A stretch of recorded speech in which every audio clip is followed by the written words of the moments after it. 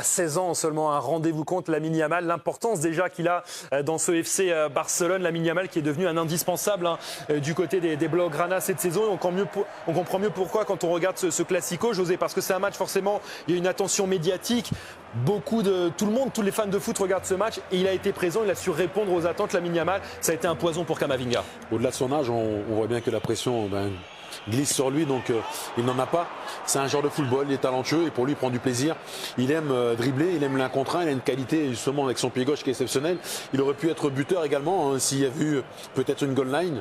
On aurait su justement si ce but était rentré entièrement ou non sur cette déviation pour aller solliciter Lounine. Mais dans le 1 contre 1, oui, il aura fait mal à Camavinga qui n'est pas un latéral gauche de métier. Et il n'a pas hésité justement à aller le défier. Dans le 1 contre 1, il est quasiment insaisissable. Lui aussi, une grosse capacité d'accélération et surtout une lucidité dans le jeu aussi. Parce qu'au-delà de ses qualités de dribble, il faut souvent les bons choix. Il sait être altruiste, donc c'est un joueur déjà malgré son jeune âge qui montre vraiment un vrai potentiel. Maintenant, ce sera à lui d'installer ce haut niveau de performance régulièrement. Et un physique aussi, parce qu'il a 16 ans, il a joué les 90 minutes du match et d'un bout à l'autre de la partie, là on voit ses actions en seconde période, il n'a pas baissé d'intensité, il a conservé cette énergie durant tout le match. À 16 ans seulement, 3 tirs, 3 cadrés, il lui a manqué qu'un but finalement dans ce match. C'était vraiment un match plein pour un de ses tout premiers classicos. On rappelle qu'il découvre le monde professionnel cette saison. Ça va ce genre de phrase, mais c'est vrai pour Lamine Yamal qui est juste épatant. Tiens, Lilian, Samuel, il y a d'autres jeunes encore une fois dans cette équipe, notamment le petit Fermin. Lorsqu'il entre, on parle des bons choix de Xavi.